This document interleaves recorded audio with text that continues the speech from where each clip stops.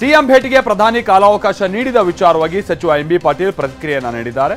ಮುಖ್ಯಮಂತ್ರಿಗಳನ್ನ ಈ ರೀತಿ ಪ್ರಧಾನಮಂತ್ರಿಗಳು ಕಡೆಗಣಿಸಿರುವಂತ ಇತಿಹಾಸವೇ ಇರಲಿಲ್ಲ. ಹಿಂದೆ ವಾಜಪೇಯಿ ಅವರು, ಮನಮೋಹನ್ ಸಿಂಗ್ ಅವರು, ರಾಜೀವ್ ಗಾಂಧಿ ಯಾರು ಕೂಡ ಈ ರೀತಿ ನಡೆಸಿಕೊಂಡಿರಲಿಲ್ಲ ಅಂತ ಹೇಳಿದ್ದಾರೆ.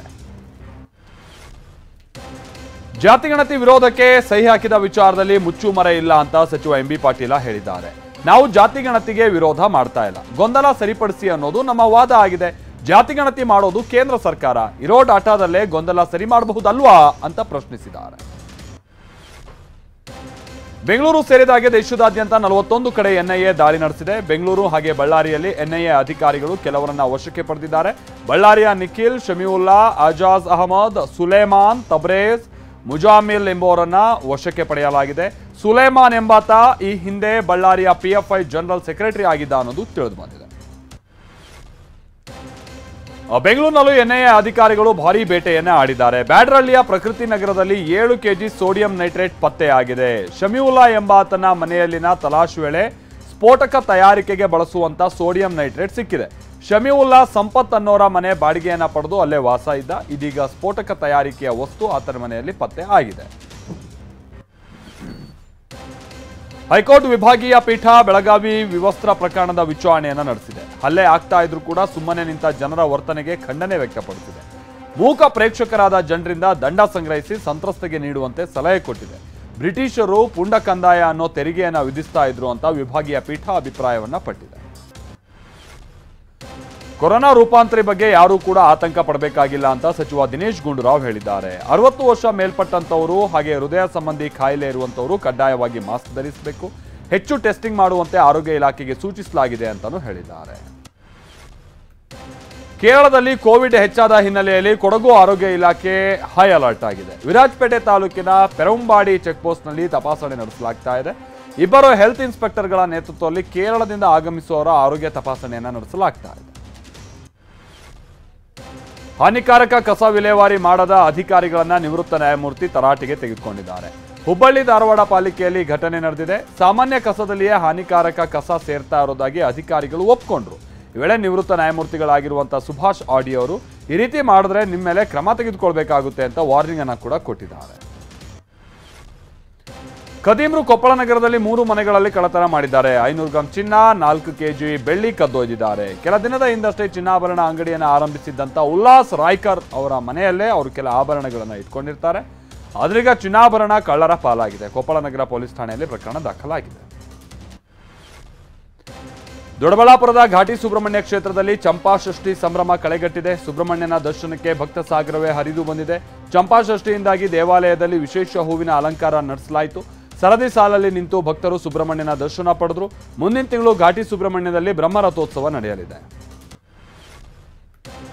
ಬೆಂಗಳೂರಿನ ಮಲ್ಲೇಶ್ವರಂನ ಕೆಸಿ ಜನರಲ್ ಆಸ್ಪತ್ರೆ ಎಡವಟ್ಟಿಗೆ ಜಗತ್ತಿಗೆ ಬರೋ ಮುಂಚೆನೆ ಶಿಶು ಮೃತಪಟ್ಟಿರೋ ಆರೋಪ ಕೇಳಿಬಂದಿದೆ.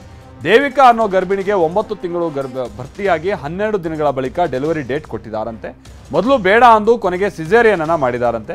ಸದ್ಯ ಶಿಶು ಮೃತಪಟ್ಟಿದೆ. ಗರ್ಭಿಣಿಯ ಕುಟುಂಬಸ್ಥರು ಆಸ್ಪತ್ರೆಯದ್ದೇ ಇದು ಅವರಿಂದನೇ ಈ ನಿರ್ಲಕ್ಷ್ಯದಿಂದ ಆಗಿರೋದು ಅಂತ ಆಕ್ರೋಶ ಹೊರಹಾಕಿದ್ದಾರೆ.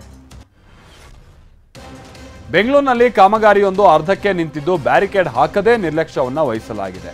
ಮುಖ್ಯ ರಸ್ತೆ ಪಕ್ಕದಲ್ಲೇ ಇರುವ ರಾಜಕಾಲುವೆ ಅಪಾಯಕ್ಕೆ ಆಹ್ವಾನ ನೀಡ್ತಾ ಇದೆ. ಕುಂದಳ್ಳಿ ಬೆಳಗೆರೆಗೆ ರಸ್ತೆಯಲ್ಲಿ ವಾಹನ ಸವಾರರು ಜೀವ ಭೀತಿಯಲ್ಲೇ ಓಡಾಡಬೇಕಂತ ಅನಿವಾರ್ಯತೆ ಇದೆ. ಅಧಿಕಾರಿಗಳ ವಿರುದ್ಧ ವಾಹನ ಸವಾರರು ಆಕ್ರೋಶ ಹೊರಹಾಕ್ತಿದ್ದಾರೆ. ದೆಹಲಿ ಭೇಟಿ ವೇಳೆ ನಿಗಮ ಮಂಡಳಿ ಫೈನಲ್ ಮಾಡ್ಕೊಂಡೇ ಬರ್ತೀನಿ ಅಂತ ಡಿಸಿಎಂ ಡಿಕೆಶಿ ಹೇಳಿದ್ದಾರೆ. ಈಗ ಆಲ್ರೆಡಿ ನಿಗಮ ಮಂಡಳಿ ಅಧ್ಯಕ್ಷರ ಪಟ್ಟಿ ಕಳಿಸಿದ್ದೀವಿ. ಪಂಚರಾಜ್ಯ ಚುನಾವಣೆಯಿಂದ ವಿಳಂಬ ಆಗಿತ್ತು. ಈಗ ನಿಗಮ ಮಂಡಳಿ ಪಟ್ಟಿ ಫೈನಲ್ ಮಾಡ್ಕೊಂಡೇ ಬರ್ತೀವಿ. ಪ್ರಧಾನಿ ಮೋದಿ ಮುಖ್ಯಮಂತ್ರಿ ಭೇಟಿಗೆ ಅವಕಾಶ ಕೊಟ್ಟಿದ್ದಾರೆ ಅಂತ ಹೇಳಿದರು. ಸೈಬರ್ ಖದೀಮರು ರೈತನ ಬ್ಯಾಂಕ್ ಖಾತೆಗೆ ಕನ್ನ ಹಾಕಿದ್ದಾರೆ. ಧಾರವಾಡ ತಾಲೂಕಿನ ಹನುಮನಾಳ ಗ್ರಾಮದ ರೈತ ಹಣ ಕಳೆದುಕೊಂಡಿದ್ದಾರೆ. ರೈತ ರುದ್ರಪ್ಪ ಅಂಗಡಿ ಅವರ ಬ್ಯಾಂಕ್ ಖಾತೆಯಿಂದ 29,900 ರೂಪಾಯಿ ಹಣ ಎಗರಿಸಿದ್ದಾರೆ. ಒಮ್ಮೆ 10,000 ಮತ್ತೊಮ್ಮೆ 9,900 ರೂಪಾಯಿ ಡ್ರಾ ಮಾಡಿದ್ದಾರೆ. ಬ್ಯಾಂಕಿಗೆ ಹೋದಾಗ ಪ್ರಕರಣ ಬೆಳಕಿಗೆ ಬಂದಿದೆ. ಈ ಸಂಬಂಧ ಸೈಬರ್ ಠಾಣೆಗೆ ದೂರನ್ನು ಕೊಡಲಾಗಿದೆ.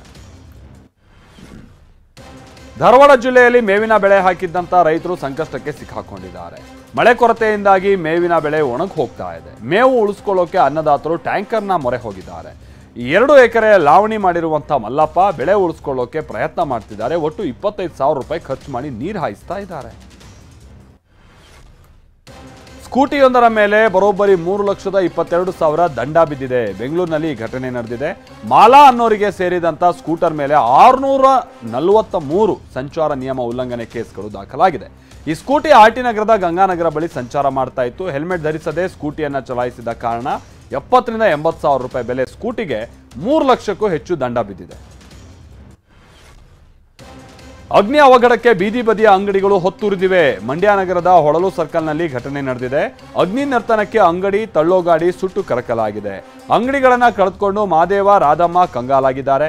ಮೊದಲು ಹಣ್ಣಿನ ಅಂಗಡಿಯಲ್ಲಿ ಕಾಣಿಸಿಕೊಂಡ ಬೆಂಕಿ ಕ್ಷಣಾರ್ಧದಲ್ಲಿ ಮತ್ತೊಂದು ಅಂಗಡಿಗೆ ಆವರಿಸಿಕೊಂಡಿತ್ತು. ಹತ್ತಿ ತುಂಬಿದ ಟ್ರ್ಯಾಕ್ಟರ್ ಪಲ್ಟಿ ಹೊಡೆದಿದೆ. ರಾಯಚೂರು ನಗರದ ಬಸವೇಶ್ವರ ಸರ್ಕಲ್ನಲ್ಲಿ ಘಟನೆ ನಡೆದಿದೆ. ರಾಯಚೂರು ಮಾರ್ಕೆಟ್ನತ್ತ ಹೊರಟಿದ್ದ ಟ್ರ್ಯಾಕ್ಟರ್ ಉರುಳಿ ಬಿದ್ದಿದೆ. ಟ್ರ್ಯಾಕ್ಟರ್ ಪಲ್ಟಿಯಿಂದಾಗಿ ಕೆಲ ಹೊತ್ತು ಟ್ರಾಫಿಕ್ ಜಾಮ್ ಉಂಟಾಯಿತು. ರಸ್ತೆ ಮೇಲೆಲ್ಲ ಹತ್ತಿಯ ರಾಶಿಯೇ ಬಿದ್ದಿದೆ. ಕೆಪಿಸಿಸಿ ಅಲ್ಪಸಂಖ್ಯಾತ ಘಟಕ ವಿಸರ್ಜನೆ ಮಾಡಿ ಎಐಸಿಸಿ ಆದೇಶ ಹೊರಡಿಸಿದೆ. ರಾಜ್ಯ ಜಿಲ್ಲಾ ಸಮಿತಿ ಹಾಗೆ ಬ್ಲಾಕ್ ಕಾಂಗ್ರೆಸ್ ಸಮಿತಿಯ ಘಟಕ ವಿಸರ್ಜನೆ ಮಾಡಲಾಗಿದೆ. ನೂತನ ಸಮಿತಿ ರಚನೆ ಮಾಡೋದಕ್ಕೆ ಎಐಸಿಸಿ ಅಲ್ಪಸಂಖ್ಯಾತ ಘಟಕ ನಿರ್ಧರಿಸಿದೆ.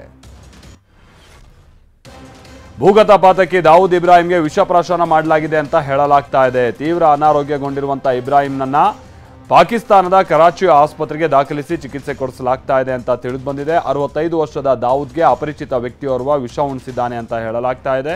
ಇಷ್ಟೆಲ್ಲ ನಡೆದರೂ ಭಾರತವಾಗಲಿ ಪಾಕಿಸ್ತಾನದ ಅಧಿಕೃತ ಮೂಲಗಳಾಗಲಿ ಖಚಿತಪಡಿಸಿಲ್ಲ.